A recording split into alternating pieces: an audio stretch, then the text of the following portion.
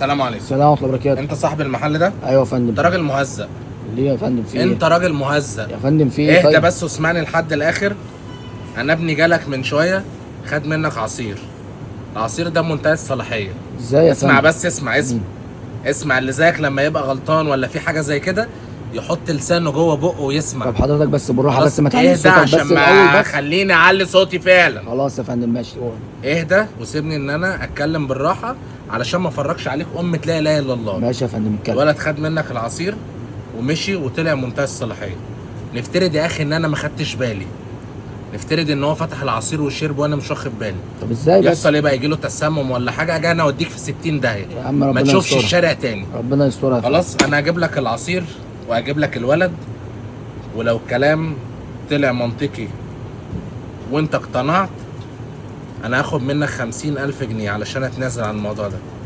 وانت حر. مش عايز اللي انت عاوزه بس. انت مش اسمع بس. انا عاوز ارضيك بس. انا بقول لك اسمع. طب ماشي. اما انا اتكلم انت تسمع. ماشي يا فندم اتكلم.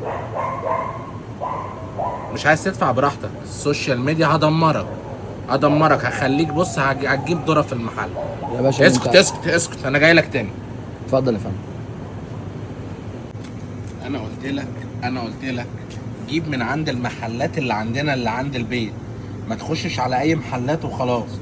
ما تخشش على اللي يسوى اللي ما يسواش تجيب منه حاجه احنا ما نعرفوش.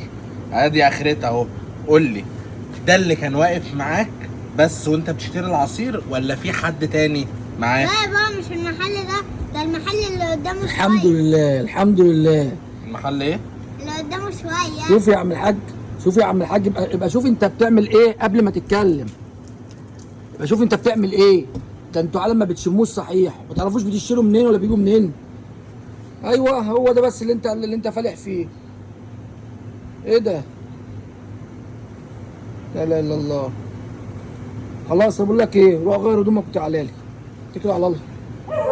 اتكل على الله، يلا روح غير وتعالى لي، تعالى عشان نعرف نتكلم مع بعض.